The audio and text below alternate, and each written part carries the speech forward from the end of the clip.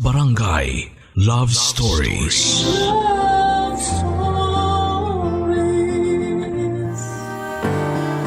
May mga taong nahihirapan na gusto nating mailigtas sa mga problemang kinakaharap nila.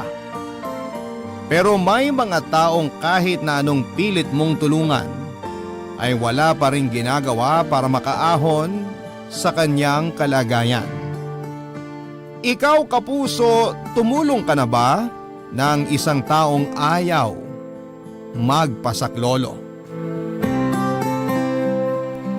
Dear Papa Dudut, ako nga pala si Rodney, 26 years old. Nangyari ang kwento ko may 1 taon na ang nakakalipas. Kwento ito ng katrabaho kong si Riva na naging biktima ng pangbubugbog at pang-aabuso ng kanyang live-in partner na si Antonio. 10 taon ang tanda ni Riva sa akin, Papa Dudut, pero hindi yon naging hadlang para maging malapit kami sa isa't isa. Naalala ko pa nga noong una ko siyang nakilala. Pumasok siya sa CR ng mga lalaki habang andon ako at umiihi.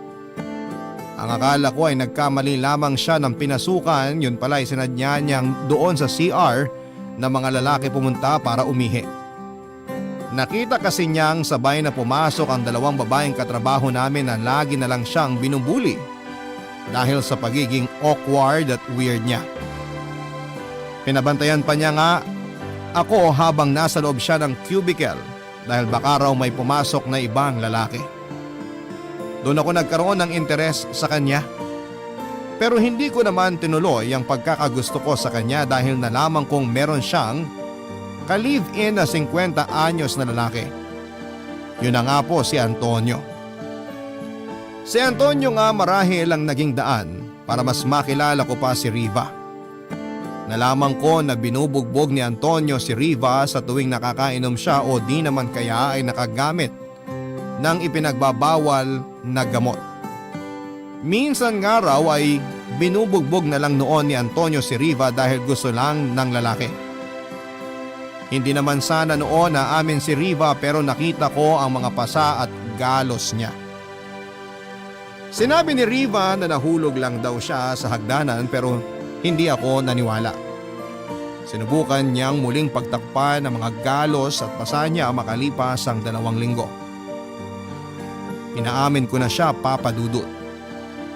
Nahirapan akong kunin ang tiwala niya noon pero nagawa ko naman after kong sabihin sa kanya na may kakilala akong katulad niya na sinasaktan din. Naiyak siya at sinabi sa akin ng paunti-unti ang mga ginagawa sa kanya ni Antonio. Ako ang nakakaramdam ng sakit sa mga kwento niya, Papa Dudut.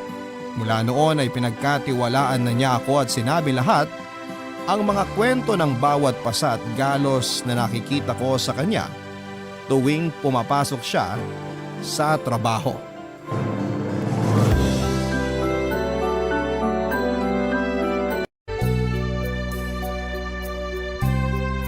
Good morning, Riva. Ha? Sabi ko, good morning. Good morning din. Tulala ka na naman dyan. May iniisip lang na babayarang utang sa katapusan. Ay, teka, naipit yung buhok mo sa kwelyo ng uniform mo. Ayusin ko. Wag! Tatanggalin ko lang naman yung pagkakaipit ng buhok mo. Ayos lang. Sinadya ko talaga yan. Yan na ba uso ngayon? Ay, may pasa ka ba dyan sa bandang leg mo? Wala. Sa akin ka pa ba maglilihim? Hindi naman kasi pasa yun. Eh ano, chikinini. Bago yan ha. Paso.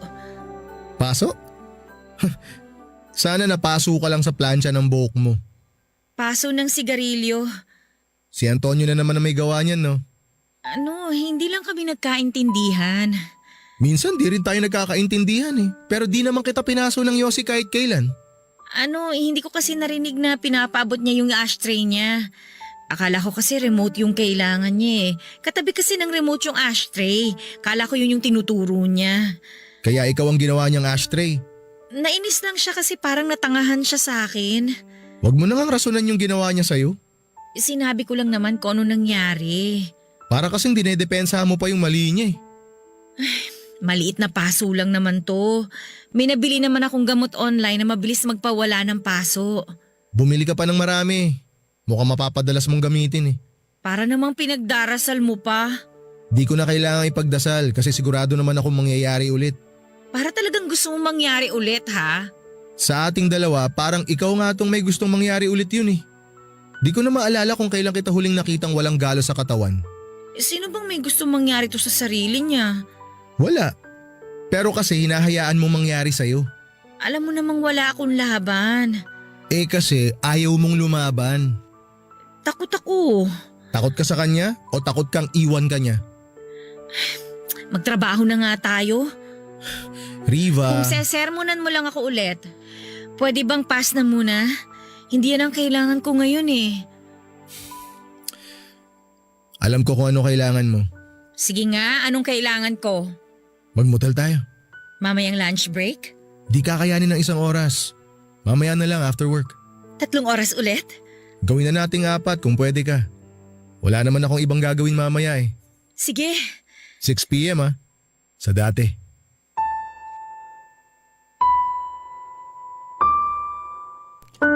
Madalas po kaming nagmomotel noon ni Riva, Papa Dudut.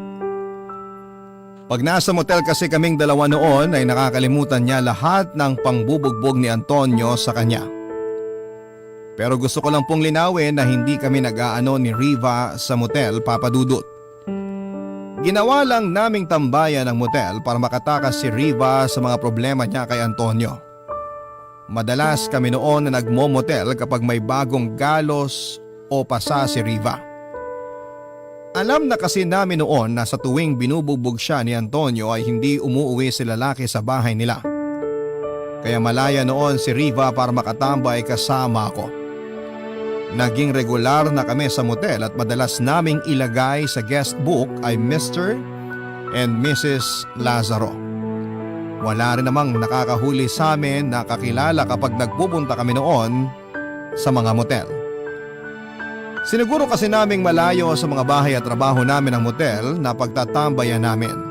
Saka para hindi na rin noon maghinala ang mga katrabaho namin, mas nauunang umaalis para pumunta sa napag-usapan naming motel si Riva. Saka naman ako susunod noon kapag nakapag-settle na siya doon. Naalala ko nga noong unang beses na inaya ko siyang magmotel. Nasa trabaho pa lamang kami noon at ginusto niyang mag-OT para hindi muna umuwi. Sinabi kasi niya na wala siyang kasama dahil alam niyang hindi uuwi si Antonio. Sinamahan ko siya sa office at nagkunwari akong may ginagawa. Nagkakwentuhan na lamang kami after niyang matapos ang trabaho niya at napansin ng guard na nakatambay na lamang kami at bawal yon sa trabaho. Kaya napilitan kaming umalis para maghanap ng pupuntahan. Natakot kaming pumunta sa mga public places dahil mabilis lamang ang chismis kapag may nakakita sa aming magkasama. Nag-isip kami ng pupuntahan na hindi kami makikita ng ibang kakilala namin. Hindi naman noon po pwede na sa inuupahan ko magstay dahil bed spacer lamang ako at bawal ang bisita. Mas lalong hindi noon pwede sa bahay ni Riva dahil baka biglang sumulpot ang asawa niyang si Antonio. Hanggang sa biglang naisip ni Riva na magmotel na lamang kaming dalawa. Nailang pa ako kasi motel yon. Naisip ko nga na baka gustong may mangyari sa amin ni Riva pero sinabi niya na wala siyang plano. Gusto lamang niya noon na tumambay sa lugar na walang makakakita sa amin.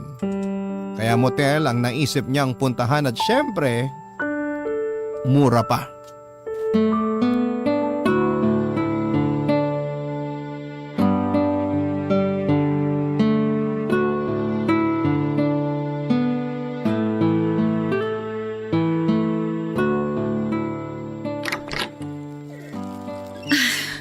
Bakit ngayon ka lang?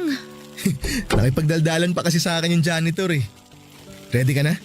Ano, dala mo ba lahat ng kailangan natin? Dala ko na ang mahiwagang baraha. Pag nabore tayo mag-tong-its, pwede tayo mag-solitaryo. Yung merienda natin. Bumili ako ng spicy na leeg ng manok sa kanto. Uy, favorite! Tsaka chocolate na gatas, pangtanggal ng anghang. Galing! Bumili rin ako ng 3-in-1 na kape. Tingin mo makakahingi tayo ng mainit na tubig dito? Dala ko naman yung electric kettle ko galing sa office. Wow, prepared! Siyempre, alam ko na mahilig ka sa kape eh, kaya binaon ko na. Ay, oo nga pala, bumili na rin ako ng pandesal kanina. Bagay sa matamis na 3-in-1 mo. Grabe namang food trip to. Parang pang magjowa ah. Eh di ba nga, tayo si Mr. and Mrs. Lazaro? Pwede. Ay, wala nga palang cable yung TV nila. May problema daw. Bukas pa maaayos. Eh di hanggang bukas na lang tayo rito para maabutan natin yung cable nila. Sira! Wala tayong mapapanooran. Ano ka ba? May wifi naman di ba? Pwede tayo manood sa cellphone ko. May kalakihan naman yung screen ng phone ko. Kasya buong mukha natin. Ayun, oo. Pwede tayong manood ng KMJS na replay. Hindi ko napanood yung last Sunday na episode eh. Ako rin hindi ko napanood. KMJS and chill. Gusto ko yan. Mali yata yung pagkakarinig ko. Akala ko ako yung gusto mo. Pwede naman kung gusto mo. Che! Tumigil ka. Choosy ka. Asawa mo nga nang bubugbog eh.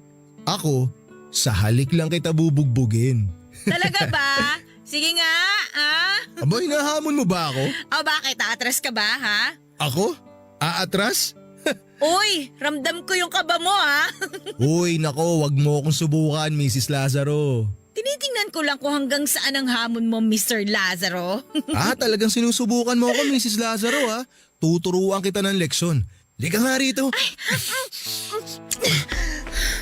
Bakit mo ako hinalikan? Akala ko ba? Joke lang yun, ano ka ba? Hindi ba nagbibiruan lang tayo? Akala ko kasi… Uy, Rodney, ayoko nang ginawa mo, ha?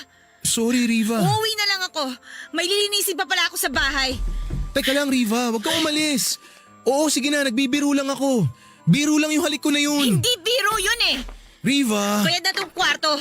Bahala ka kung gusto mo pang magstay. Napahiya ako sa ginawa kong paghalik kay Riva. Akala ko kasi noon na gusto niya ring halikan ko siya, Papa Dudut.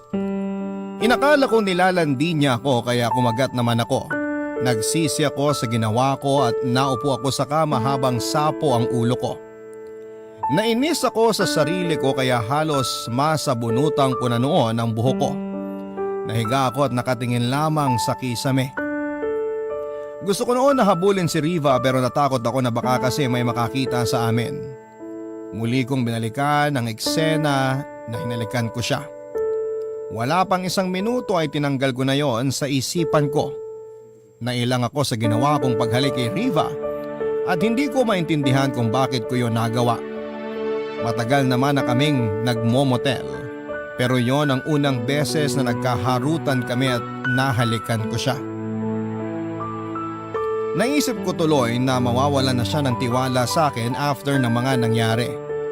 Kaya bago pa lumala ang lahat ay minessage ko na siya para sabihing nagkamali ako sa paghalik sa kanya. Hindi niya ako nireplyan pero alam kong nabasa niya ang mensahe ko. Nagstay pa ako saglit sa kwarto bago nagpa siyang umalis na. Pagkalabas ko ay sinubukan ko pang tawagan si Riva para mag-sorry ulit pero hindi niya sinagot. Inasahan ko nang hindi niya ako mapapatawad sa ginawa ko. Inasahan kong magkakailangan na kaming dalawa sa trabaho. Natakot ako, Papa Dudut, at hindi dahil sa hindi na niya ako kakausapin pa, kundi dahil wala na siyang malalapitan sa tuwing sinasaktan siya ni Antonio. Kaya naman sinikap ko makipag-ayos sa kanya para lamang may malapitan siya kapag kailangan niya. Hinabaan ko ang mensahe ko para explain sa kanya ang side ko at nakauwi na ako sa inuupahan ko nang nakatanggap ako ng message sa kanya. Nagsorry siya at sinabing kasalanan din niya dahil parang medyo nakipaglandian din daw siya sa akin. Nakahinga ako ng maluwag at akala ko kasi noon ay hindi na kami magkakaayos pa. Pinagtawanan na lamang namin ang nangyari at saka nagkwentuhan na lamang kaming dalawa habang nakahiga ako sa kama. Pinangako ko sa kanya na hindi na mauulit ang paghalik ko sa kanya. Muli niya akong pinagkatiwalaan naman ng araw ding yon, Papa Dudut. Barangay Love Stories. Barangay Love Stories. Sa totoo lang, noong hinalikan ko si Riva ay wala naman akong ibang naramdaman. Hindi naman ako nagkagusto sa kanya o nakaramdaman lang ng init ng katawan. Gusto ko lang noon na halikan siya dahil yon ang naisip kong paraan para matauhan siya. Naisip ko kasi na baka may gusto siya sa akin kaya sinagad ko yung pagkagat ko sa biro niya noong nasa motel kami. Baka kasi yon ang paraan noon para iwan na niya si Antonio. Naisip ko na baka ma-realize niyang meron pang ibang lalaki na handang magmahal at mag-alaga sa kanya. Yung lalaking irerespeto siya at hindi sasaktan. Naisip ko na madali ko na lang sigurong maturuan ng sarili kong mahalin si Riva dahil nagka-crush naman ako sa kanya dati bago ko siya naging kaibigan. Naisip kong baka pwede kong maibalik at mas mapatindi ang nararamdaman ko sa kanya oras na piliin niya ako kesa kay Antonio. Papadudot may hero complex kasi talaga ako. Yun bang gusto ko na nagliligtas ako ng taong may problema o may kailangan dahil masarap yon sa pakiramdam. Nagsimula yung hero complex ko sa ate ko. Naalala ko pa ang ate ko sa probinsya. Tulad ni Riva ay madalas din siyang binubugbog noon ng asawa niya. Kasama nila ako dati sa bahay nila para makatulungan ko si ate sa pag-aasikaso sa bahay kapalit ng pagpapaaral nila sa akin. Kaya naman nakita ko kung paano itrato si ate ng asawa niya hindi lang tuwing nalalasing yung asawa niya. Kahit nga walang bahid noon ng alak sa katawan si lalaki ay madalas pa rin niyang pinagbubuhatan ng kamay si ate dahil mainitin ang ulo niya kahit sa mga maliliit na bagay. Kaya si ate ang napagbabalingan niya noon madalas. Saka ko lang nalalapitan noon si ate pagkatapos siyang bugbugin ng asawa niya dahil natatakot din naman ako noon. Kaya ako nainis sa sarili ko dahil saka ko lang siya sinasaklolohan pagkatapos siyang mabugbog. Wala naman kasi akong magawa noon dahil nakikitira lamang ako. At sinabi ni ate na huwag nang makisabay sa galit ng asawa niya dahil baka madamay ako. Sinunod ko ang utos ni ate at yun ang pinakamalaking pagkakamali ko dahil sa pagsunod sa ate ko ay namatay siya ng walang laban dahil sa pananakit ng asawa niya. Nakulong ang asawa niya habang ako naman ay napadpad sa Metro Manila para makipagsapalaran.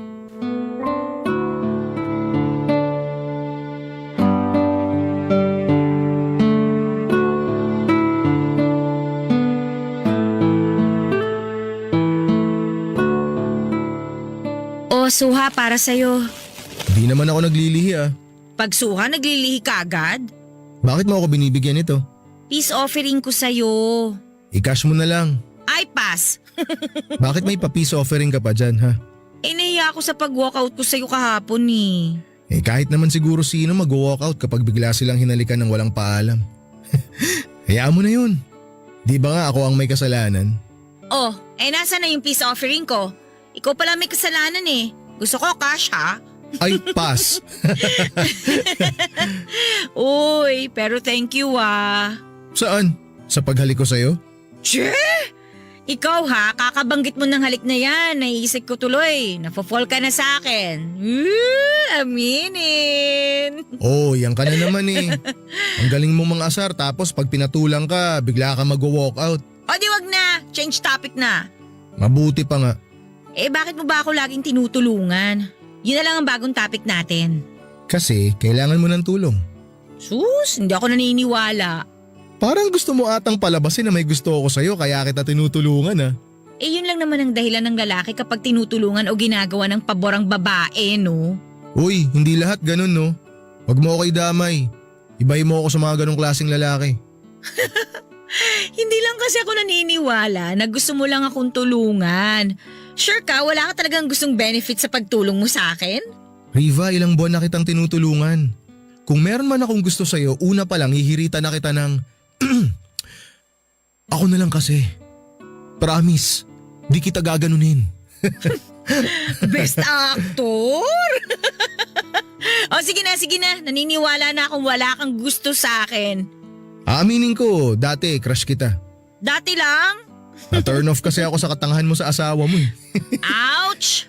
Pero true. Ay, okay sige, aamin na ako. Sabi na may gusto ka talaga sa akin. Sorry ha, tanga ako. Asawa ko pa rin ang pipiliin ko. Kaya kita tinutulungan kasi gusto ko makabawi sa nangyari sa ate ko. Nangyari sa ate mo? Anong ibig mong sabihin? Parehas kayo nun. Parehong tanga pagdating sa pag-ibig. Sinasaktan din ba siya? Madalas. Kahit nga habang natutulog si ate nun bigla na lang siyang susuntukin ng asawa niya dahil nakaramdam lang ng galit. Grabe. Tsaka meron nung pagkakataon na hindi lang mahanap ng asawa niya yung pares ng tsinelas niya, bigla na lang niyang inuntog si ate sa dingding. Natutulog nun si ate tapos hinila siya nung asawa niya sa buhok. Tsaka inangat. Tapos inuntog sa dingding. 4 na beses. Malalakas. Nakita mo lahat yun? Oo, nakita ko lahat. Pero nagpanggap akong tulog kasi natakot ako. Hindi mo siya tinulungan? Hindi Huli na. Anong ibig mong sabihin? 3 untog pa lang kay ate nun. Wala na. Namatay na ang ate mo? Oo. Ilang taon na rin na nakalipas. Ala, I'm sorry Rodney. Yan ang sagot ko sa tanong mo kung bakit kita tinutulungan. Oo, siguro nagbe-benefit ang pride ko. Sa'yo ako bumabawi kasi hindi ko nagawa to sa ate ko. Kaya please, Riva, hayaan mong tulungan kita. Thank you Sa totoo lang, hindi ko alam ang sasabihin ko. Sabihin mo na iiwan mo na si Antonio bago mangyari sa'yo nangyari sa ate ko. Ay, Rodney, alam mo naman kung bakit hindi ko magawang iwan siya, 'di ba? Oo, alam ko.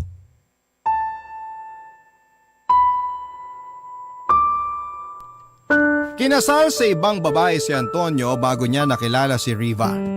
Naging kabit si Riva at siyang pinili ni Antonio kesa sa mag-ina niya.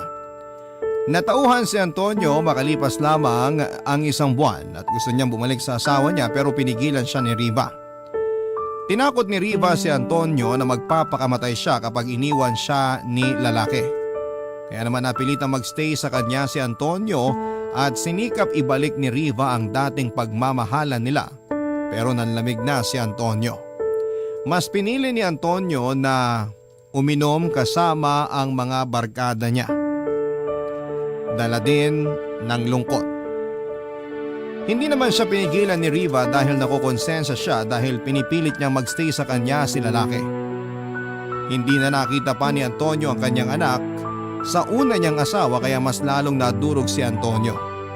Tuluyan na nga nagbago ang relasyon nilang dalawa at naramdaman ni Riva na wala na talagang pagmamahal sa kanya si Antonio.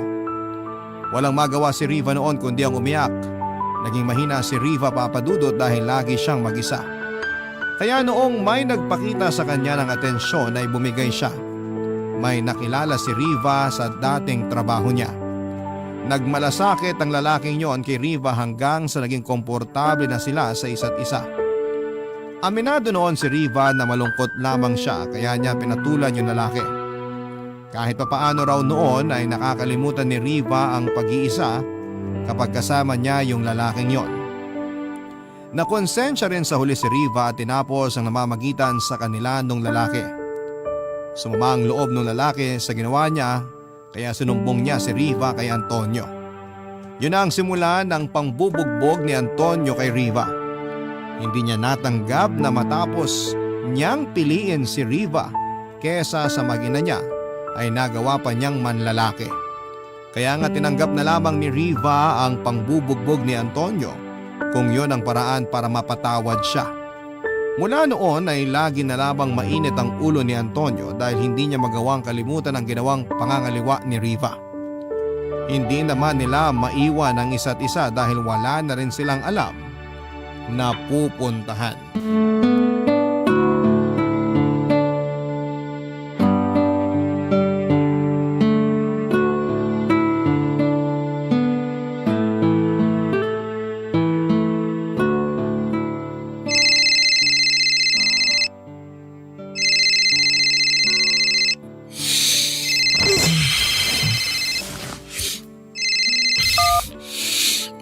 Hello, Riva?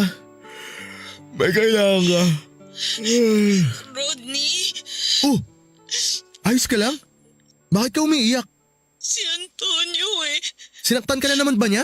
Hindi. O ano? May kasama siyang babae sa kabilang kwarto. Ano? Masahista raw pero narinig ko nag-extra service din yung babae. Kanina pa ba yan? Oo eh.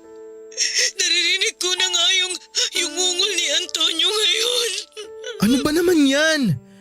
Umalis ka na muna dyan. Hindi pwede. Hahanapin niya ako pagkatapos nila. Baka magalit siya. Eh kesa naman binabastos ka niya ng ganyan. Kailangan ko lang ng kausap. Riva naman. Please, Rodney. Kailangan ko lang ng kaibigan ngayon. Kaya nga nagiging kaibigan ako sa'yo ngayon. Kaibigan mo ako na nagsasabi sa'yo na umalis ka na dyan. Please, maawa ka naman sa sarili mo. Kailangan ko ng kaibigang makikinig sa akin. Makinig ka rin naman sana sa akin, Riva. Rodney, kumalma ka muna. Paano ako kakalma? Tingnan mo nga yung ginagawang pambababoy sa'yo ni Antonio. Di na makatarungan yan eh. Alam ko. Talaga? Alam mo? Parang hindi. Huwag ka namang magalit sa akin, oh. Ikaw na nga lang tumalalapitan ko eh. Anong gusto mong gawin? Kwentuhan tayo. Yung masaya. Yung makakalimutan ko kung ano yung nangyayari sa kabilang kwarto. Kaya mo bang maging masaya kahit alam mo na may nagbibigay ng extra service sa asawa mo sa kabilang kwarto? Kailangan ko eh. Baka mabaliw na ako kapag hindi ko inaliw yung sarili ko. O tahan na. Sige, ganito na lang.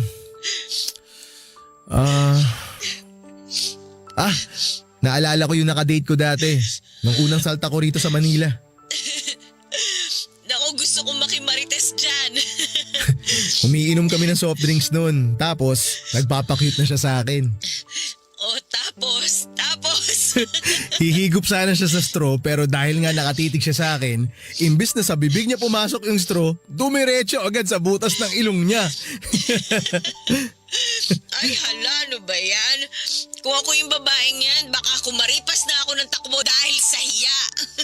Kunwari na lang, di ko nakita yung nangyari para di siya masyado mapahiya. Pero kitang-kita ko na namula yung mga pisngi niya. Pagkatapos masundot ilong niya, nakatitig pa rin ba siya sa'yo? Nako, hindi na. Sa straw na siya nakatitig. Nag-iingat na, baka sa butas ulit ng ilong niya masuot eh. Naalala ko tuloy yun ang ligaw sa akin dati. Grabe. Ano namang kwento ng manliligaw mo? Nakasakay kami sa jeep doon. Tapos nung bababa na kami, sabi ko pumara na siya. Eh medyo nataranta yata kaya sabi niya dun sa jeepney driver, Manong, bye-bye! Talaga? Nakakatawa yun! Tapos, grabe yung...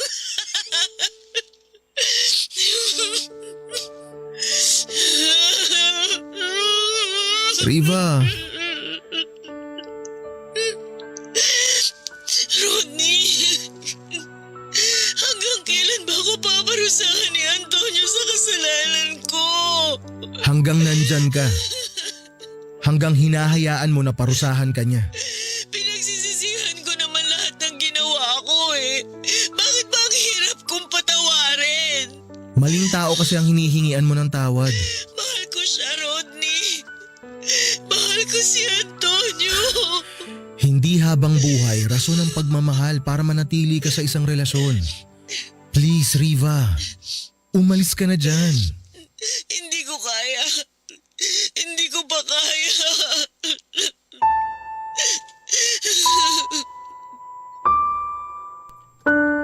Hiningaan kong umiyak si Riva para mailabas niya ang lahat ng sakit na nararamdaman niya. Wala rin naman akong ibang magawa noon kundi ang makinig sa kanya dahil ayaw naman niya akong pakinggan. Sinubukan ko siyang ayaing magmotel kahit na isang oras lang para makawala siya sa mga nangyayari sa kanya pero tinanggihan niya ako. Baka raw kasi matapos kaagad sina Antonio at ang masahista niya. Sinabi niya na mas lalo lamang daw magkakagulo kapag nalaman ni Antonio na lumabas siya. Dinagdag pa niya na baka raw may makakita sa aming dalawa na magkasama at umabot yon kay Antonio. Marami pa siyang nirason para huwag lumabas at magmotel. Inintindi ko na lamang ang lahat ng mga sinabi niya dahil alam kong wala rin naman akong ibang magagawang tulong kundi ang makinig sa kanya. Makalipas siguro ang halos 15 minutos ay saka biglang binaba ni Riva ang tawag. Naisip kong baka natapos na ang asawa niya sa extra service. Hindi ko na tinawagan o tinext pa si Riva dahil baka makita ng asawa niya. Ayoko naman noon na may isipin pang hindi maganda si Antonio kay Riva. Baka lalo lang niyang saktan si Riva. Sinubukan kong bumalik sa pagkakatulog pero hindi ko na yun nagawa pa. Wala na akong ibang naisip kundi si Riva at paulit-ulit ko nung naririnig ang boses ni Riva habang umiiyak at pinipilit na tumatawa. Naalala ko na bigla ang ate ko, Papa Dudut. Kung ilang beses ko rin siyang narinig na namemeke ng tawa niya para ipakita sa lahat na ayos lamang siya. Napaiyak na lamang ako sa pag-alala sa ate ko. At hindi ko maiwasang sisihin noon ang sarili ko dahil hinayaan kong mapatay siya ng asawa niya. Kung hindi lang ako nagtulog-tulugan noon ay hindi sana'y buhay pa si ate. Bigla akong nag-alala para kay Riva. Hindi imposibleng mangyari rin kay Riva ang mga nangyari sa ate ko. Kaya ilang beses ko na siyang binalaan pero hindi niya ako pinakinggan. Naubusan na ako noon ng paraan para makumbinsi siyang iwasan si Antonio bago mahuli ang lahat. Hindi ko na siguro mapapatawad palalo ang sarili ko kung pati si Riva ay hindi ko pa mailigtas sa sitwasyon na meron siya ngayon. Yon ang naisipan ko noon, Papa Dudut. Kaya nag-isip ako ng paraan para mapuwersa ko siyang makawala sa poder ng mapang-abuso niyang asawang si Antonio, Papa Dudut. Barangay Love Stories. Barangay Love Stories. Nagpatuloy pa rin ang pananakit ni Antonio kay Riva, Papa Dudut. Nagpatuloy pa rin ako sa pakikinig kay Riva at sa mga kwento niyang paulit-ulit. Hindi ko na siya pinilit na iwan si Antonio dahil alam ko naman ang sagot niya. Nagkasya na lamang akong makinig sa mga kwento niya. Nagkasya na lamang akong intindihin na hindi biro ang pinagdadaanan niya. Sinabi naman ni Riva sa akin na masaya na siyang may nakakaalam sa mga nangyayari sa kanya. Dinagdag pa niya na kahit papaano raw ay nararamdaman niyang hindi na siya nag-iisa sa laban niya. Kahit papaano noon ay natuwa ako dahil may naitulong naman ako kay Riva kahit na hindi ganon kalaki. Kaya naman nakontento na lamang akong makinig sa paulit-ulit na nangyayari sa kanyang kwento. Sasaktan siya ni Antonio, lalapitan niya ako para kwentuhan tapos magmomotel kaming dalawa. Yun po ang naging pattern namin. Nabilib na nga ako sa katawan ni Riva dahil hindi pa rin bumibigay kahit bugbog sarado na siya ni Antonio. Hindi katulad ng ate ko noon. Minsan binalita sa akin ni Riva na hindi pa raw umuuwi ng halos 1 linggo si Antonio. Sinubukan daw niyang tawagan si Antonio pero hindi sumasagot. Nanalangin ako na sana ay hindi na bumalik si Antonio at hiniling ko na sana talagang nagpakalayo-layo na si Antonio para hindi na niya masaktan pa si Riva. Inasahan kong mas mauuna pang bumitaw si Antonio kay Riva kaysa si Riva ang bumitaw sa kanila. Hanggang sa tumawag na sa kanya si Antonio at sinabing babalik na rin daw siya pagkatapos ng 2 araw dahil may pinuntahan lang daw silang beach ng mga kaibigan niya. Doon ako nilapitan muli ni Riva at inayang magmotel ng 2 araw. Nasaktuhan pang day off naming pareho ng 2 araw. Kaya malaya kaming makakapagmotel. Alam kong mabigat noon ang loob ni Riva dahil nami-miss niya si Antonio kaya nangako ako sa kanya na papasayahin ko siya. Imbes na sa motel noon ay nag-check-in kami sa hotel na maayos. para naman marelax siya noon sa 2 araw na bakasyon niya sa mapang-abuso niyang asawa, Papa Dudut.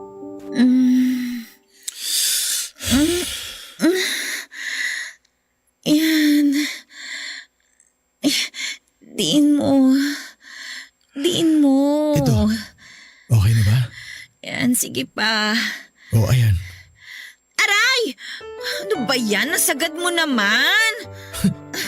Sorry. Ang lambot kasi ng paa mo eh. Parang nabali pa yata yung buto ko sa masahe mo eh. Ang tibay kaya ng buto mo. Ilang beses ka nang binugbog ng asawa mo pero going strong pa rin ang bones mo. Sagana sa calcium? Ay nako, che. Oh, hilutin mo naman tong kaliwang pa ako. Makapag-utos naman to. Oy, di ba ikaw nga to nag-volunteer na mamasahihin ng mga paa ko? Yes, ma'am. Ma'am Lazaro. Ma'am Lazaro ang itawag mo sa akin. Chos! Ewan ko sa'yo. Akin na nga yung kaliwang paa mo. Oh, eto na. Oh, teka. Hindi pa rin gumagaling tong paso ng Yossi sa kaliwang paa mo? Hindi pa eh. Naubusan kasi ako nung pinapahid ko. Mukhang bagong paso lang to ha. Iba to sa nakaraang paso mo eh. Huwag na lang nating pag-usapan. May ibibigay pala ako sa'yo. Ano yung ibibigay mo? Hulaan mo. Ashtray para kay Antonio? Mukhang kontento naman na si Antonio na ikaw yung ginagawa niyang ashtray. Che! Ano nga kasi yan? Dali na! Oh, nagmamadali. May lakad lang. Oh, eto na.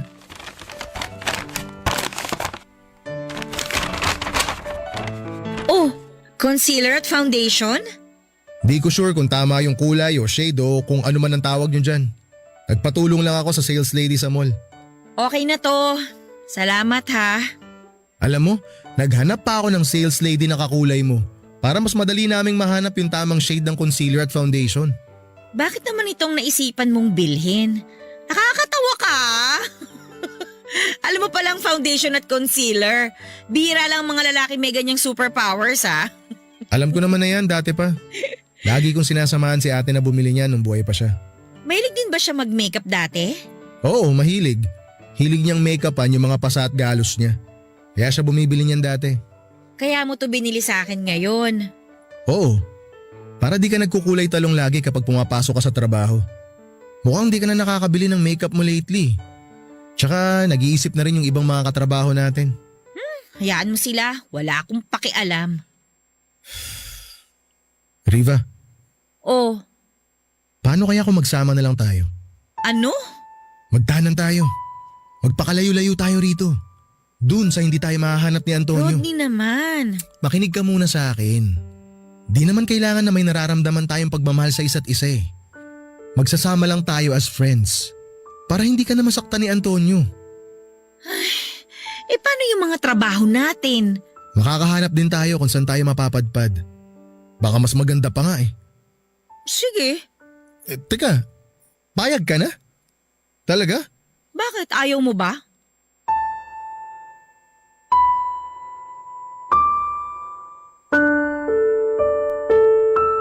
Hindi ako makapaniwalang napapayag ko noon si Riva Papadudut. Sinubukan ko lang naman siyang tanungin at kung sakaling tatanggi siya ay walang problema sa akin. Hindi ko alam kung bakit siya pumayag kaagad noon kaya hindi ko na pinalampas pa ang pagkakataon na tuluyan na siyang mahila palabas sa sitwasyon niya. Natuwa ko sa mga sinabi niya na handa na siyang magsimulang muli. Sinabi niya na oras na raw para patawarin niya ang sarili niya. Naiyak ako dahil sa kanya nagmula lahat ng realizations na matagal ko nang gustong itatak sa isipan niya. Hinayaan ko siyang ma-express niyang maayos ang nararamdaman niya. Nakinig ako sa kanya habang patuloy ang pag-iyak niya dahil hindi na raw niya kaya ang nangyayari sa kanya.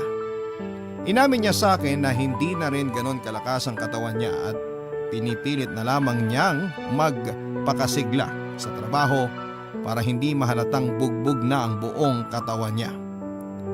Niyakap ko siya dahil sa tuwa, Papa Dudut. Hindi ako makapaniwalang natauhan na sa wakas si Riva.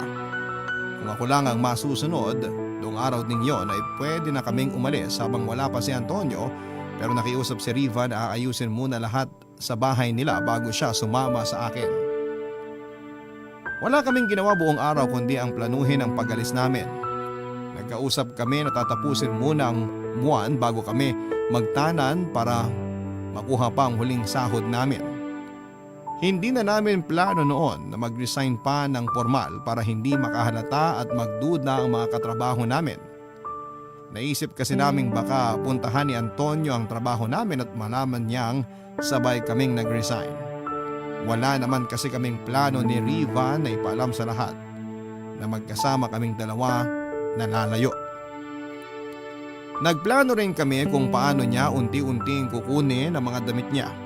Sinabi ko na iuwi ko muna sa inuupahan ko ang mga damit na mahapot niya sa bahay nila. Sinek din namin ang mga naipon naming pera para malaman kung sapat ba yon sa pagsisimula namin. Hindi ganong kalaki ang nakompute namin pero sinabi ni Riva na meron siyang mga alahas na pinamana sa kanya ng nanay niya. Sinabi niya na pwede naming isang layon kung sakali mang magkulang ang perang hawak namin. Papadudot wala na talagang atrasa noon ang plano naming magsimulang muli malayo sa mapanakit niyang ka-live-in.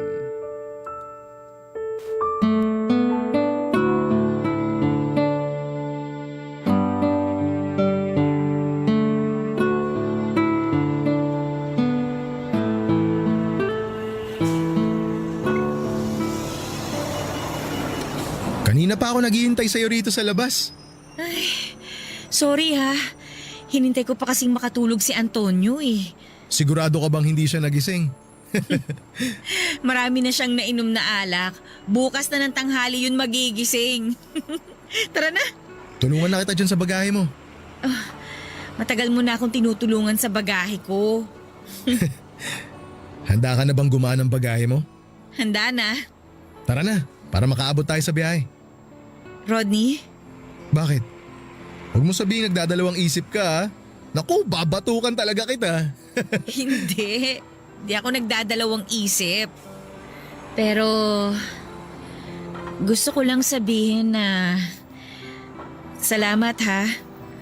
Salamat sa lahat ng ginawa mong tulong sa akin. Mula sa simula hanggang sa huli. Salamat kasi nakatakas na ako kay Antonio. Ang drama mo naman. Tara na. Rodney! Rodney! Rodney, Ha? pasensya na kung nagising kita sa tulog mo. Antonio nga pala, pare. Ikaw yung ka-live-in ni Riva, di ba? Ako nga.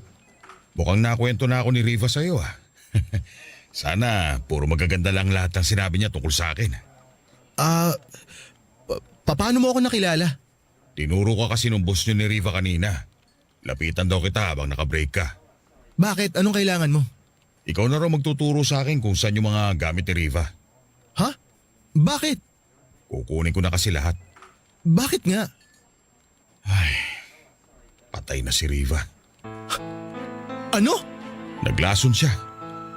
Nadatnan ko na lang sa banyo na nakabulagta.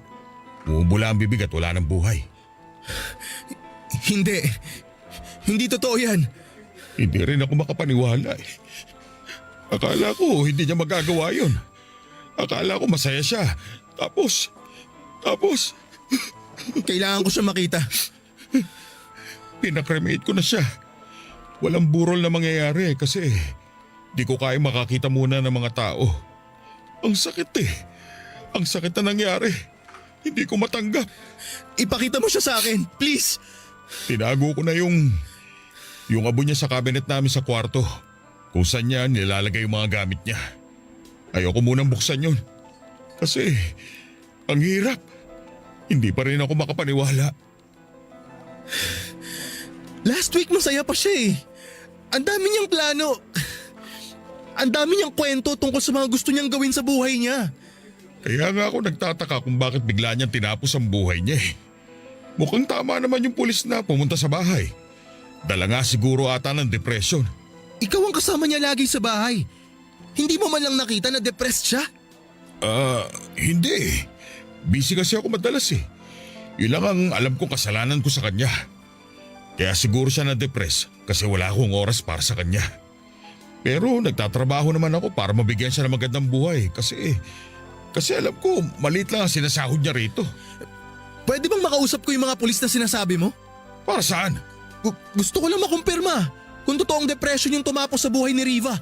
Ang mga pulis na yon ang kasama kong nakakita sa bangkay ni Riva sa banyo. Alam nila ang ginagawa at sinasabi nila. Hindi lang si Riva ang nakita nilang ganon.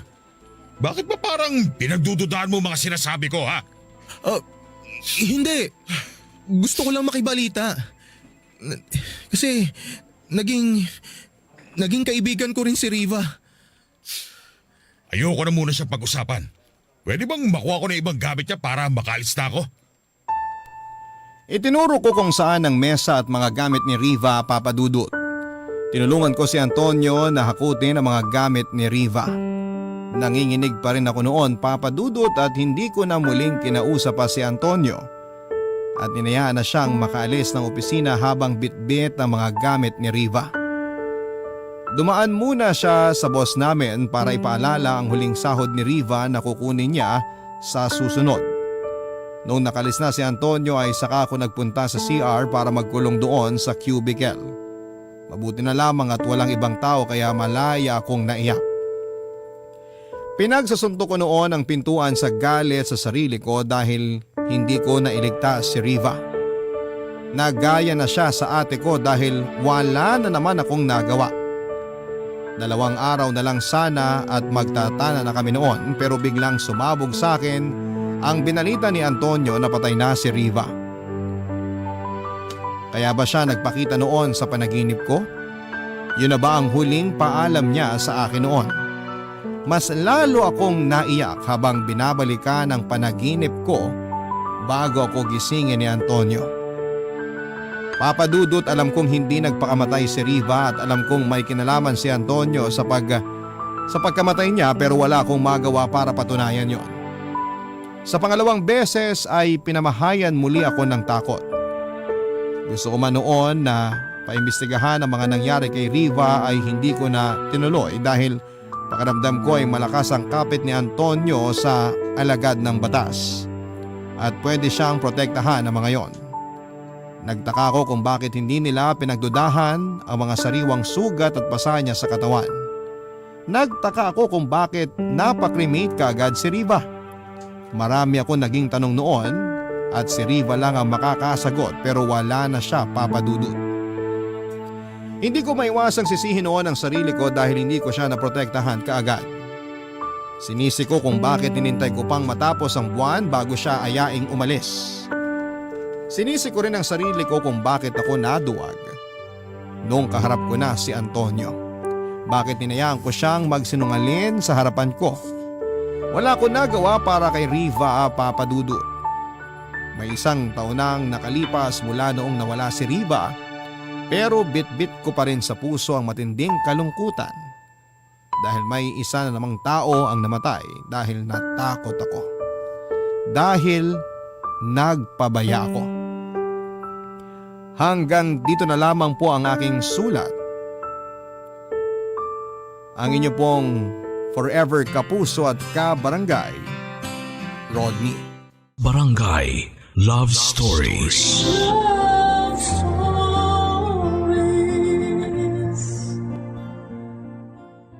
Barangay LS 97.1. 97.1. Number 1. Forever.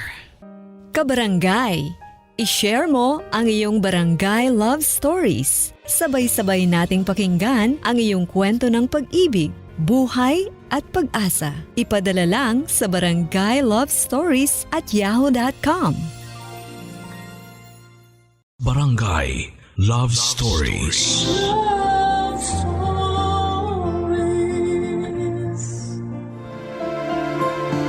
May ibang tao na ginagawa ng libangan ng paggawa ng chismis sa araw-araw. Kahit na wala naman silang napapala dito. At madalas ang chismis pa na yon ang nakakasira sa buhay ng ibang tao. Ikaw kapuso, meron ka bang tsismosang kapitbahay na sobrang kinaiinisan mo? Dear Papa Dudut, ang sabi po nila kapag binato ka ng isang tao ay gantihan mo siya at batuhin ng tinapay. Ang ibig sabihin ay huwag gumante ng masama sa ating kapwa.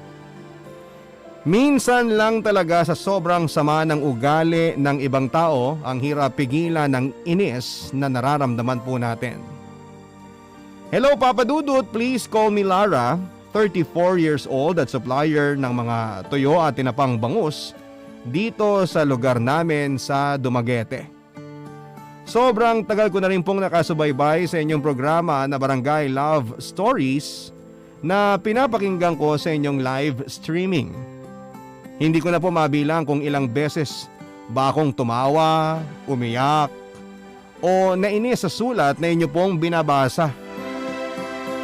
Bastang sigurado lang ako ay palagi akong may aral na nakukuha sa katapusan ng pagkukwento ninyo. Hindi naman nakakaiyak itong sulat ko, Papa Dudut, pero sigurado ako na may mga aral ito na maiiwan sa ating mga kabarangay.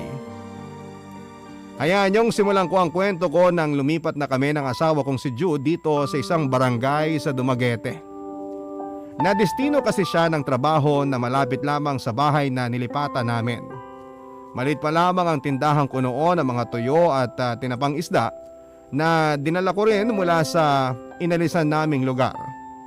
May kapatid kasi ako na mangingisda kaya naman mura palagi ang kuha ko ng mga isda na ginagawa kong tinapa at tuyo. Kaya nang lumipat kami ng tirahan ay sinabi ko sa asawa ko na ipagpapatuloy ko ang maliit kong negosyo, Papa Dudut.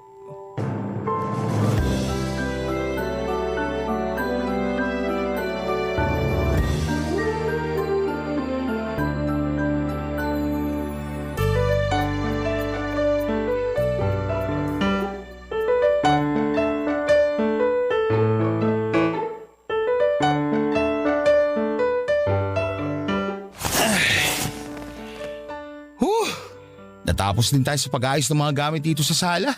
Pero marami pa rin tayong aayusin ng mga gamit sa kusina, Jude. Ay, oo nga pala. Tinambak lang natin sa sulok ng kusina ang mga gamit doon. Pero huwag ka mag-alala, Lara. Ako nang bahala doon. Kaya mo ba na mag-isang ayusin ng mga gamit doon? Oo naman.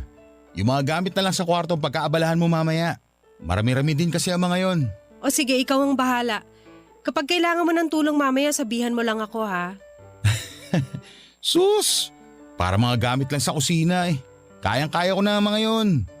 Pero Lara, salamat talaga ha. Ha? Para saan? Sa pagpayag mo na, lumipat tayo ng bahay. Bakit naman ako hindi papayag? Siyempre kasi malago na yung tindahan mo ng mga tuyo at tinapa doon sa dati natin tinitirhan. Pwede pa rin naman ako magtinda dito. Pero malaki na kasi yung tindahan mo doon tapos marami ka na rin suki. Alam ko na nangihinayang ka rin na umalis tayo sa lugar na yon. Hindi naman mawawala ang panghihinayang ko na yun. Pero syempre, ang mahalaga ngayon, magkasama tayong dalawa. Mag-asawa tayo kaya hindi ako magpapaiwan para lang sa negosyo ko.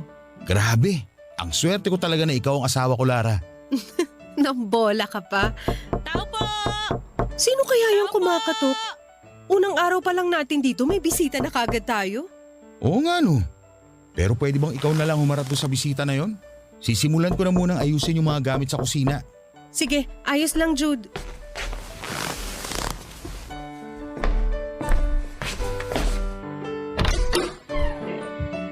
Ano yon? Good afternoon! Kayo yung bagong lipat dito sa bahay na to, di ba? Oo, kami nga. Asama mo ba yung kasama mong lalaki kanina na pumasok dito sa bahay? Oo. Bakit mo natanong tsaka ano palang kailangan mo? Wala naman. Ako kasi yung nakatira dyan sa tabi ng katapat na bahay nyo. Ses nga pala ang pangalan ko. Eto nga may dala akong biko para pang-welcome sa inyo dito sa lugar namin. Naku, salamat! Hindi ka na dapat nag-abala pa. Lara nga pala ang pangalan ko, Jude naman ang pangalan ng asawa ko. Kaya lang nandun pa siya sa kusina at nag-aayos ng mga gamit namin eh. Ganun ba? Saang lugar nga kayo galing?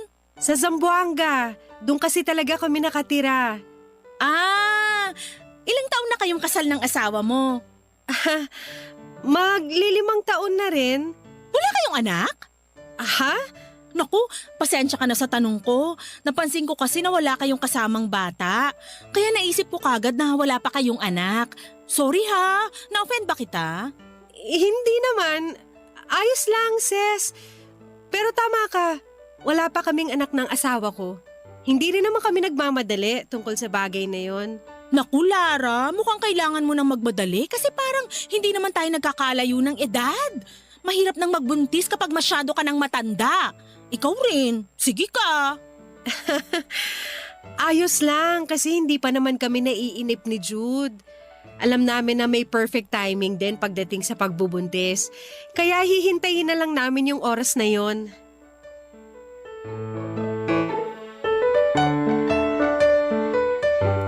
Papa Dudut, marami pang tinatanong sa akin ang kapitbahay naming si Ses. Puro pag-uusisa sa buhay namin mag-asawa ang mga naging tanong niya. Yung iba doon ay sinagot ko, pero yung iba ay dinadaan ko na lamang sa pagtawa para hindi masagot. Medyo naiilang na rin ako sa kanya noon at pasimple ko na rin siyang tinataboy paalis nang sabihin ko na may mga gamit pa ako na kailangan kong ayusin. Siyempre, nagpasalamat naman ulit ako sa kanya para sabi ko na dinala niya sa bahay namin. Okay naman ang mga unang araw at linggo namin sa nilipatan naming lugar, Papa Dudut. Mababait ang mga tao at friendly rin sila. Nang magbukas nga ako ng tindahan ko ng mga tuyo at tinapang isda ay kaagad yung sinuportahan ng mga tao doon sa lugar namin. Sakto kasi na walang ibang nagtitinda ng ganon sa amin ng panahon na yon, kaya nagkaroon pa ako ng mga resellers. Mula din noon ay naging madalas ang pagpunta ni Ses sa bahay, lalo na kapag nagbabantay ako ng tindahan. Nakikipagkwentuhan lamang siya. Tapos minsan ay nanghihiram ng mga gamit sa bahay na hindi niya kaagad na isosole. Hinahayaan ko na lamang kasi minsan ako ang nahihiyang magpaalala sa kanya sa mga hiniram niyang mga gamit sa amin. Hanggang isang araw ay dumalaw sa bahay ang isa naming kaibigan ni Jude na si Karina. Sa kabilang barangay lang pala siya nakatira tapos ay kakauwi lang galing sa Japan. Kaya nang makuha niya kay Jude ang address namin ay kagad siyang pumunta para makipagkwentuhan at kumustahan sa akin. Kagad din siyang nagpaalam na aalis na dahil kapatid niya lang din daw ang naiwan sa bahay nila para mag-alaga ng anak niya. Nang makaalis na, si Karina ay sakto namang dumating si Ses sa tindahan ko, Papa Dudut.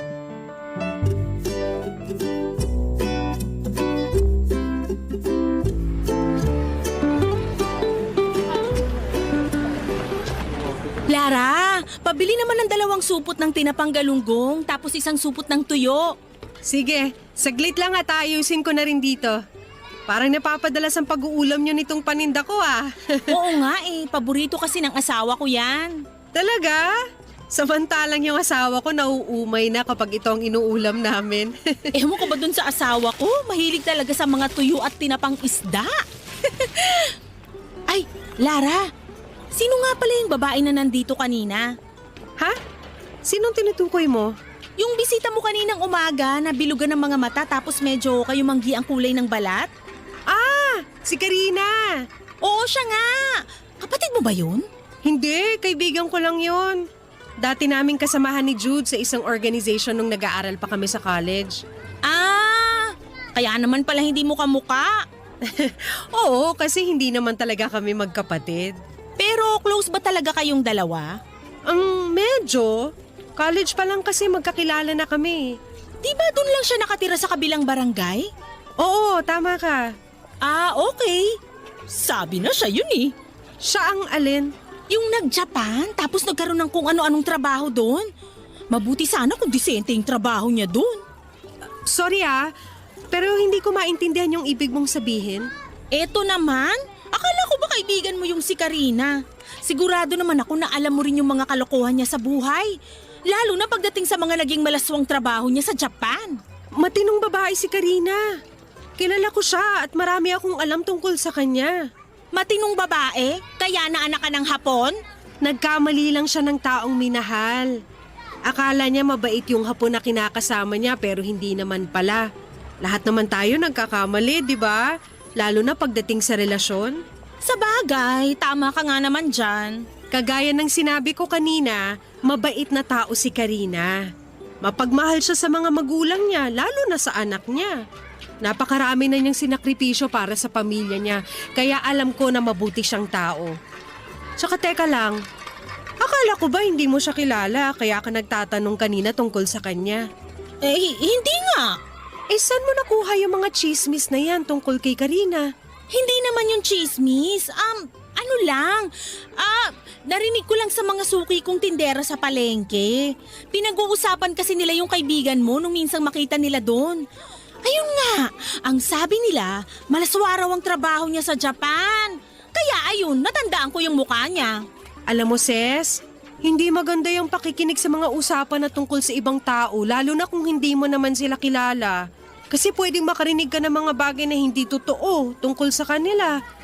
Ayaw mo rin naman siguro na mangyari sa'yo yun, di ba? Yung ikaw naman yung pinag-uusapan ng iba. Eto na nga pala yung tuyo at tinapa mo. 120 lang lahat.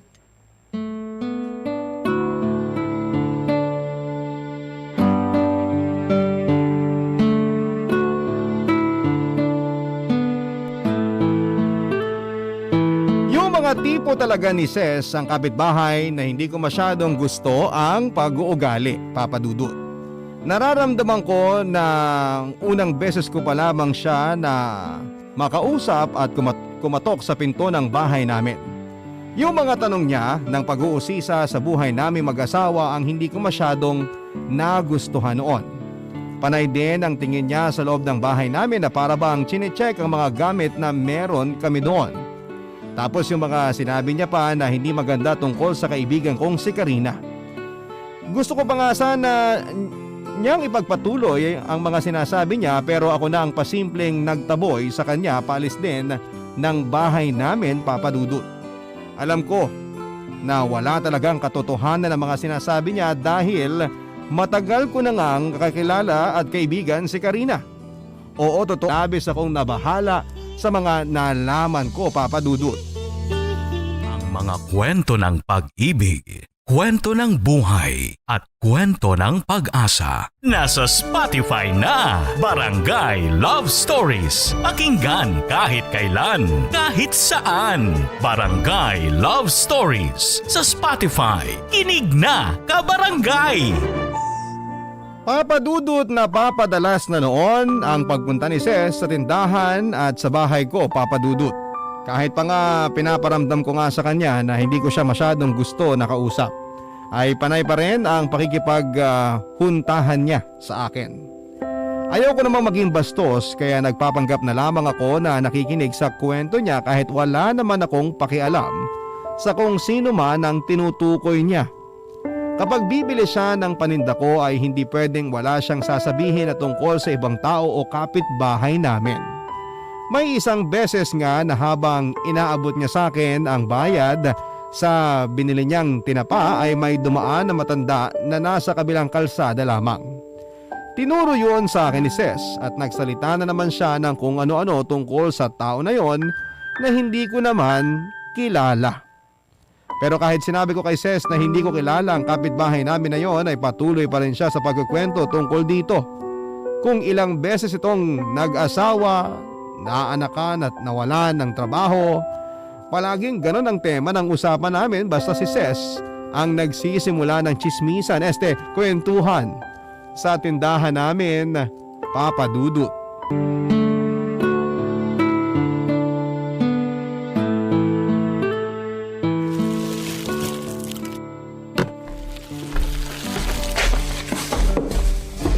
Mukhang maagang naubos ang paninda mo, Lara.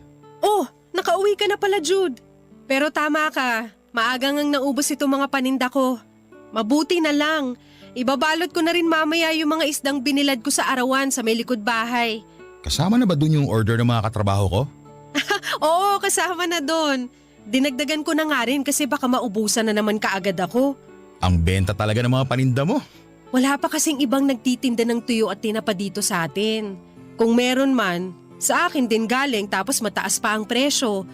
Kaya dito sila sa tindahan ko talaga bumabalik. Masarap din kasi ang pagkakagawa ng mga tuyo tinapa mo, kaya palaging ikaw ang binabalikan ng mga suki mo. Kita mo nga, at pati mga katrabaho ko, palagi may order sa'yo. Magaling ka rin kasing mag-sales talk. Pero mabuti na lang talaga at mabilis tayong nakapag-adjust sa lugar na to. Lalo ka na at ang negosyo mo. Okay naman talaga yung lugar na to, Jude. Tsaka mabilis ring pakisamahan ng mga tao rito. Minsan nga lang talaga, may mga nakakairita. Lalo na yung iba na ginawa ng libangan ng pag-uusap tungkol sa buhay ng ibang tao. Anong ibig mo sabihin? Ay naku, kasi naman minsan, nakakairita na yung si Ses. Ses? Yung kapitbahay natin na nagbigay ng biko nung unang araw natin dito sa bahay? Oo, siya nga. Ano namang meron sa kanya? Madalas kasi, hindi siya nagsusuli ng mga hinihiram niyang gamit dito sa bahay kagaya ng pitsil, malaking gunting, martilyo at kung ano-ano pa. Tapos nakakairita pa yung mga kinukwento niya sa akin na tungkol sa mga kapitbahay natin. Puro negative yung sinasabi niya na minsan hindi ko alam kung totoo pa ba. Dapat hindi mo na masyadong pinapansin yung mga sinasabi niya. Hindi ko naman talaga masyadong binibigyan ng atensyon. Siya lang yung non-stop yung bibig pagdating sa chismisan. Pati nga yung kaibigan nating si Karina, nagawa na niya ng kwento. Bakit naman nasama pati si Karina? Sa kabilang barangay yung nakatira. Eto kasing si Sis, narinig daw sa mga suki niyang tindera sa palengke na malaswa ang trabaho ni Karina sa Japan. Kaya ayun, pinagkalat niya kaagad. Nakita niya kasi na dumalaw dito si Karina sa bahay natin. Kaya nalaman niya na kaibigan natin siya. Ang dami niyang tinanong at mga sinabi na hindi naman totoo tungkol sa kaibigan natin. Alam mo naman kasi ang isip ng iba sa panahon ngayon. Kapag nalaman nila na sa Japan nagtatrabaho ang isang tao, isipin kagad nila na malaswa ang trabaho nito. Ayun na nga hindi nila kilala yung tao kaya dapat hindi sila nag-iimbento ng mga kwento. Tapos ito pa, hindi lang si Karina ang kinuwento ni Ses na puro negative. Pati na rin yung ibang kapitbahay natin kung ano-anong hindi magagandang sinasabi niya. Matagal na rin kasi siyang nakatira dito sa barangay natin. Kaya siguro alam niya na ang halos lahat ng kwento dito. Oo nga, kilala na niya ang halos lahat ng tao dito sa lugar natin. Pero sigurado naman ako na hindi lahat ng kinukwento niya tungkol sa mga kapitbahay totoo. Ewan ko ba, Jude? Nakakainis talaga madalas ang bibig ng babaeng yun. Huwag mo na nga lang kasi pansinin yung mga sinasabi niya. Lalo ka lang mai-stress. Kasi nga, ayaw mo talaga sa mga ganong tao. Ay, ano pa nga ba? Wala rin naman ako magagawa kung hindi ang pakisamahan siya. Kahit madalas, nakakairita ang ganong ugali niya. Papadudod, sinabi ng asawa kong si Jude na huwag ko na lang gawing big deal ang ugali ng kapitbahay naming si Ses. Pero hindi ba nakakainis naman talaga yung mga tao na nangihiram ng gamit tapos hindi marunong magsole kung hindi mo pa babawiin sa kanila? At mas nakakainis rin yung mga taong mahiling magkalat ng chismis na parang ang hirap namang paniwalaan. Pero alam nyo pa kung ano yung mas nakakairita sa mga nangyari? Yung ginagawa nilang tambayan ng mga kapitbahay ko ang harap ng tindahan ko at doon sila madalas na nagchichismisan. Naglagay kasi ako ng isang bangko na upuan sa tapat ng tindahan kasi nga minsan ay doon nagpapahangin ang mister kong si Jude.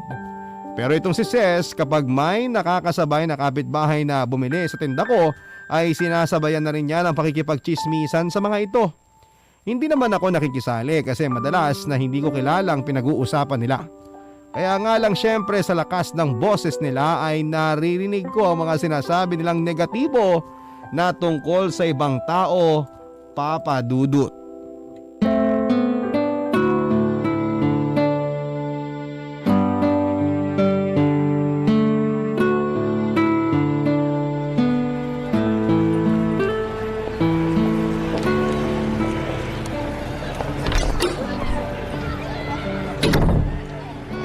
Lara, alis na ako. O sige, mag-iingat ka. Ikaw din.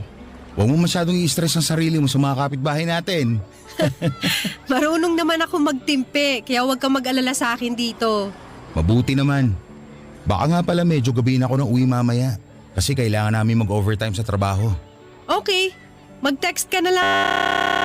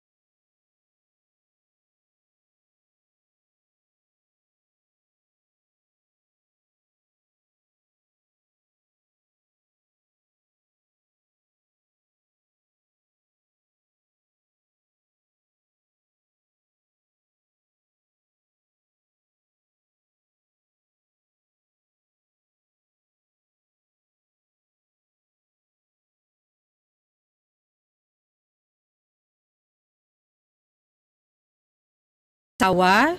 Pero ang pangit pa rin tingnan kapag yung babae ang mas matanda. Parang nanay na rin tuloy siya nung lalaki. Mayaman siguro yung babae, kaya siya inasawa nung lalaki. May itsura kasi yung lalaki, kaya mukhang pineperahan lang niya yung babae. Uy, sis!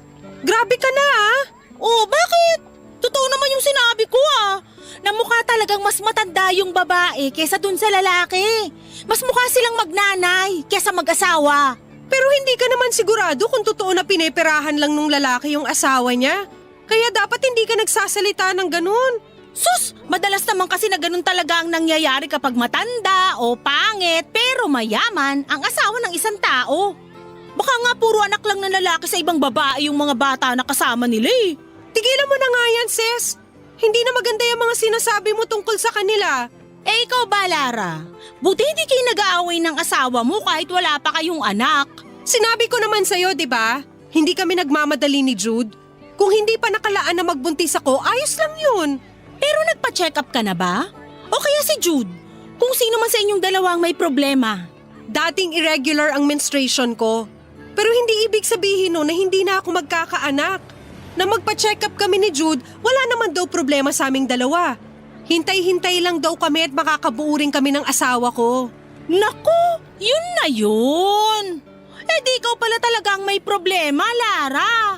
Hindi naman talaga problema yon, sis. Kasi nagamot ko na nga, di ba? Doktor na rin ang nagsabi na pareho kaming walang diferensya ni Jude para hindi makabuo ng bata.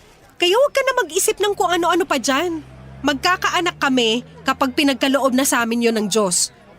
Oh, eto na yung tinapa mo. 80 lang yan, kaya bayaran mo na. Kasi ang dami ko pang gagawin dito sa tindahan ko.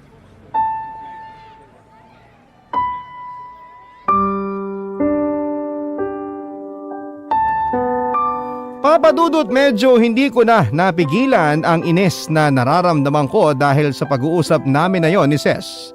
Sa umpisa pa lamang na nagkukwento siya tungkol sa bago naming kapitbahay ay hindi ko na gusto ang mga sinasabi niya, lalo na ang panlalait niya sa mga ito. Ano ba namang pakialam namin sa buhay ng ibang tao para pag-usapan namin sila, hindi ba? May sarili kaming buhay na dapat asikasuhin kaya dapat na hindi namin sinasayang sa pagchichismisan tungkol sa ibang oras namin. Tapos ang mas kinakainis ko pa ay yung pag-uusisa na naman niya tungkol sa amin ng asawa kong si Jude. Oo, gusto na rin naming magkaanak ng asawa ko noon pero anong magagawa namin kung hindi pa pinagkakaloob sa amin ng poong may kapal na magkaroon kami ng anak. Saka isa pa, Papadudut, sinabi ko na kay Ses na nakapag-check up na kami ng asawa ko sa doktor at doktor na mismo nang galing na parehong wala kaming diferensya ni Jude. Pero itong si Ses, Papadudut, nakapagdagdag ka agad ng kwento kahit harap-harapan pa kaming magkausap noon. Papadudut. Ang mga kwento ng pag-ibig, kwento ng buhay at kwento ng pag-asa. Nasa Spotify na, Barangay Love Stories. Pakinggan kahit kailan, kahit saan. Barangay Love Stories sa Spotify. Kinig na, kabarangay! Hindi ko alam, Papadudot, kung ano ang foundation na gamit ni Ses at medyo makapal talaga ang pagmumukha niya. Pasensya na kung ganito akong magsalita pero yun talaga ang nararamdaman ko sa kanya noon. Kahit sinabihan ko na siya na hindi magandang ugali ang pag-usapan ng buhay ng ibang tao, ay patuloy pa rin siya sa pagkukwento sa akin tungkol sa buhay ng mga kapitbahay namin. At patuloy rin siya sa pag-uusisa tungkol sa buhay ko. May mga sinasabi pa siya noon na dapat daw ay magpatingin ako sa ibang manggagamot o kaya ay albularyo para magamot ang sakit ko na hindi magkaanak. Doon na talaga ako mas nagtimpi sa ugali niya. Hanggang sa isang araw ay medyo napagtaasan ko na siya ng boses at sinabi ko na huwag siyang nakikialam sa buhay naming mag-asawa. Na huwag niyang panghimasukan ang mga plano namin ni Jude kasi hindi ko pinakikialaman na ng buhay nilang mag-asawa. At mula noon ay hindi na siya masyadong bumibili o nagpupunta sa tindahan ko, Papa Dudut.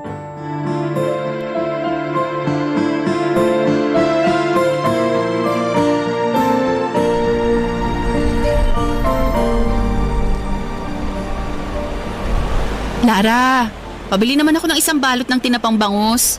Sige, Meryl, sandali lang. Alam mo ba na paborito talaga ng mga anak ko yung paninda mo? Talaga? Naku, nakakatuwa naman. Oo, sila nga laging nagre-request ng ganyang ulam sa bahay. Yung asawa ko, malapit ng magsawa. Pero syempre, kailangan pagbigyan yung request ng mga bata. Ang bait mo namang nanay sa mga anak mo. Ganun talaga kapag nanay ka na. May oras na kailangan mong pagbigyan ng mga hiling nila. Pero may oras din na kailangan mo silang paghigpitan. Naririnig ko rin yan sa mga kaibigan ko na nanay na. Yung iba sa kanila, mas mahigpit sa mga bata kaysa sa mga asawa nila. Pero karamihan sa kilala ko, kagaya mo na mapagbigay sa gusto ng mga anak nila. Kanya-kanyang diskarte lang din kasi yan kung paano ka magpapakananay sa anak mo. Basta ang mahalaga doon, napapalaki mo sila ng maayos ang ugali at may takot sa Diyos. Sa bagay, tama ka naman dyan. Ikaw ba, Lara? Kailan mo balak na bigyan ng anak ang asawa mo? Ha? May plano naman kami ni Jude. Sadyang hindi pa lang talaga binibigay sa amin ng Diyos yung time na magkaroon kami ng baby. Pero hindi ka ba nalulungkot na wala pa rin kayong anak hanggang ngayon? Nalulungkot din naman. Pero naniniwala naman kami na may perfect timing para sa lahat ng bagay. Kasama na dun yung pagkakaroon ng anak. Ang tagal nyo na rin kasing mag-asawa, di ba? Medyo. 5 taon na rin kaming kasal ni Jude. Ayun na nga. Sayang yung bawat taon na lumilipas na wala kayong kasama kahit isang anak. Ang hirap kayang tumanda ng walang kasamang anak kasi walang mag-aalaga sa inyong mag-asawa. Pero hindi naman tayo nagiging magulang para lang alagaan tayo ng mga anak natin, di ba? Oo, responsibilidad ng mga magulang ang kanilang anak, pero hindi ibig sabihin nun, responsibilidad na rin ng mga anak ang kanilang magulang. Kaya wala ako nakikitang problema kung magiging magulang man kami ni Jude nang matatanda na kami. Alam ko naman yun. Ang sa akin lang, dapat hindi nyo pa rin sinasayang ang panahon ninyo. Maiba ko, Lara. Nakakita ka na ba ng halamang makabuhay? Hindi pa, pero alam ko ang halaman na yon. Bakit mo natanong? Meron kasing ganung halaman ng hipag ko. Gusto mo ba na ihingi kita sa kanya? Malaking tulong kasi yun para mabuntis ka kaagad. Para hindi na rin kayo nag-aaway pa ng asawa mo. Ha? Nag-aaway? Kami? Ni Jude? Saan mo naman narinig yan, Meryl? Kay Sis. Ang sabi niya, nakwento mo raw sa kanya na may diferensya ka sa ovaryo mo. Kaya hindi pa rin kayo nagkakaanak ni Jude. Saka madalas niyo raw pinag-aawayan yung tungkol sa pagiging baog mo na gusto mong gamutin. Kaya Hindi ako baog, Meryl. Ano ba naman yan si Ses kung ano-anong chismis ang pinagkakakalat tungkol sa akin? Wala naman ako sinabi mga ganyan sa kanya. Mas lalong hindi namin pinag-aawayan ni Jude ang tungkol sa bagay na yon. Naku, pasensya ka na ha. Narinig ko lang naman yun kay Sis. Kaya naging concerned ako sa inyong mag-asawa, lalo na sa'yo. Ang mabuti pa, kunin ko na yung binibili ko. Magkano ba lahat? Eto, 150 lang lahat.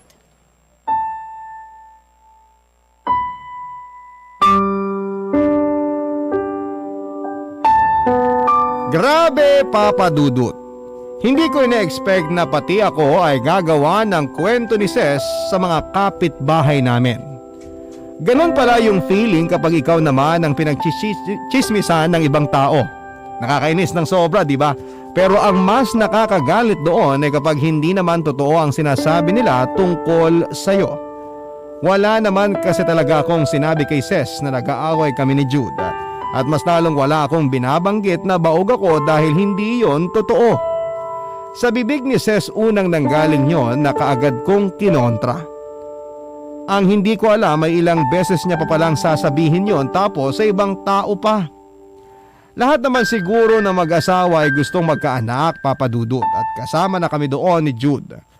Pero hindi naman kami nagmamadali at naiinip kagaya ng paulit-ulit na sinasabi ko sa nagtatanong sa amin. Nakakainis lang kasi na mas naiinip pa ang iba kesa sa aming mag-asawa. Nakikialam pa sila sa mga plano namin kahit na hindi naman sila bahagi ng buhay namin ni Jude. Nang malaman nga ni Jude ang tungkol doon ay sinabihan niya na lamang ako na kumalma at pinaalalahanan na huwag gumawa ng gulo, Papa Dudut. Pero sobrang hirap talagang kumalma kapag ikaw na ang pinagchichismisan, Papa Dudut.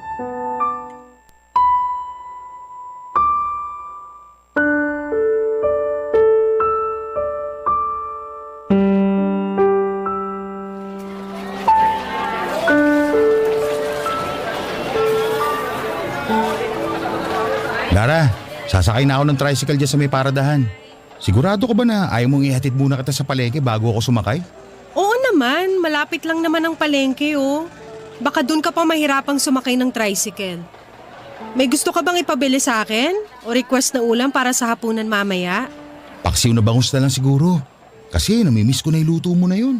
O sige, ako nang bahala dun. Oo nga pala. Baka may marinig ka na naman nagchichismisan sa palengke tungkol sa atin. Huwag mo na lang pansinin kasi alam mo naman kung anong totoo. Okay? Sige, susubukan ko. O sige, pupunta na ako sa may sakayan ng tricycle. O sige, diretso na ako sa palengke. Ingat ka sa pag-uwi ha. Ikaw din, Jude. Bye!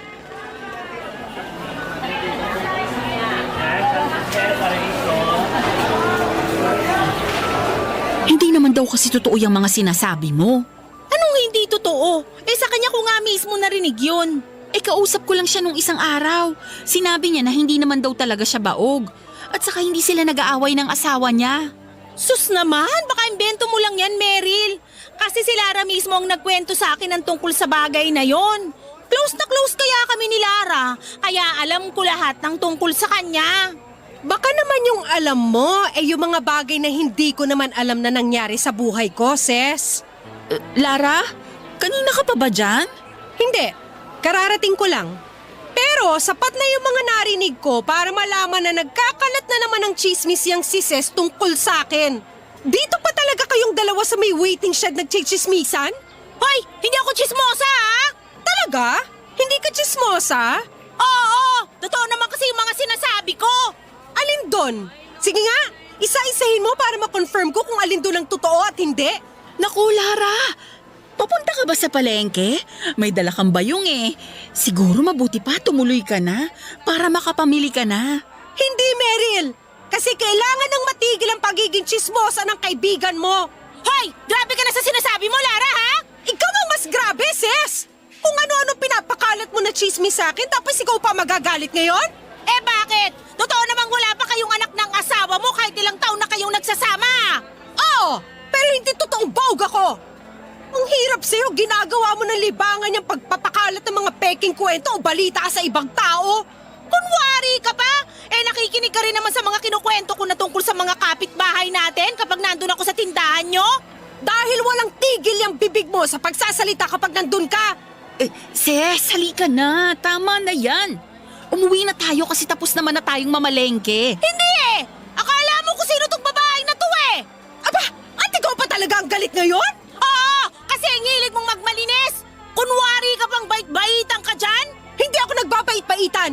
Ito na talaga ang ugali ko. Hindi kagaya mo na plastic na chismosa pa. Hindi ka na nga nagbabalik ng mga gamit sa bahay na hinihiram mo sa akin, tapos nagkakalat ka pa ng kasinungalingan tungkol sa akin? Anong tawag mo doon? Di ba chismosa? Aba talaga naghahamon ka ng away na babae ka, ha? Gusto ko lang ayusin yung ugali mo, sis. Dahil nakakaperwisyo ka na ng buhay ng ibang tao. Kaya pwede ba? Itigil mo na yung pagpapakalat mo ng chismis kasi pwede kitang idemanda ng dahil dyan. Tandaan mo yan!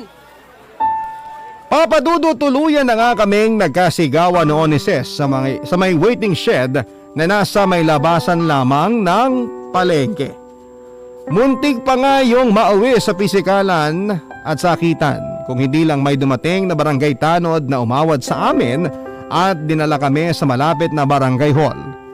Doon na kami muling nagtalo at nagkasigawan pero ang barangay captain ang umawat na sa amin.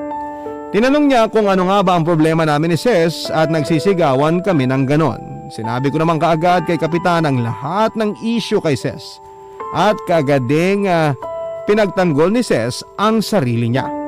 Sa huli ay pilit na lamang kaming pinagbati ni Kapitan para lamang matapos na ang gulo na yon. Mula noon, Papa Dudut ay hindi na kami masyado pang nagpapansinan ni Ses sa lugar namin. Hindi na nga rin siya nagsoli sa akin ng mga gamit sa bahay na hiniram niya sa akin noon. Siya na rin kasi ang umiwas sa akin sa tuwing magkakasalubong kami sa may daanan. Siguro nahiya na lang din siya kasi nga kalat na sa barangay namin ang pagiging tsismosa niya. May iba kasi ang akong customer sa tindahan na nagkikwento sa akin ng sama ng loob nila kay Ses. Kaya pati raw sila ay sinisiraan ni Ses sa ibang tao. Ginagawan daw ng kwento at pinagchichismisan. At dahil ayoko na rin na lumaki pa ang gulo, ay nakikinig na lamang ako sa mga hinaing nila at hindi na ako gumagatong pa. Ayoko kasi na mabansagan ako na chismosang tindera ng tuyo at tinapa sa may lugar namin. Kaya hinahayaan ko na lamang na sila na lamang ang magsalita. Ang nakakatuwa lang, Papa Dudut, bago matapos ang taon na yon ay pinagbuntis ko na rin sa wakas ang anak namin ni Jude. Sobrang tuwang-tuwa talaga kaming mag-asawa, lalo na nang isinilang ko na ang isang malusog na sanggol na lalaki. Ngayon ay magtatatlong taon na ang anak namin ni Jude at hindi pa rin kami nagpapansinan ni Ses at okay lang sa akin yon.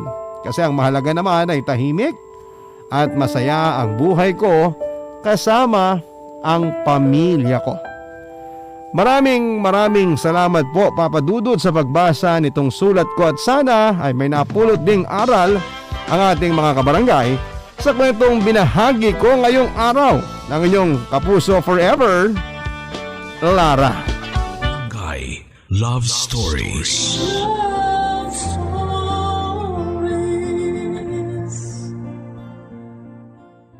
Barangay LS 97.1. 97.1. Number 1. Forever.